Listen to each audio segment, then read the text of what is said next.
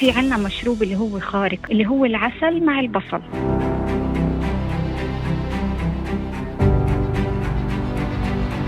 البصل اللي نكيه احنا بنقطعه لشرائح هيك مربعات صغيره وبننقعه بعسل. طبعا احنا هنا بنحكي عن عسل حر طبيعي بدون اضافات سكر، وبنغطيه بنايلون وبنحطه بمحل ما في رطوبه عاليه وما في درجه حراره عاليه بالمطبخ. بنخليه 8 ساعات على الاقل، او ممكن نخليه لليله كامله. ثاني يوم بنجيب الخليط اللي احنا عملناه وبنعصره. تمام، بيطلع منه زي سيروب، بيطلع منه هيك مادي، يعني هيك سائل معين. هذا السائل بنشرب منه 3 مرات في اليوم. هي بيكون غني جدا بمركبات الكبريت، فلوفونيدات عالية ومضاد للبكتيريا بشكل عالي، وخصوصا للناس اللي عندها كحة كثير، يعني عندها سعال أو سعال ناشف كثير راح يساعدها.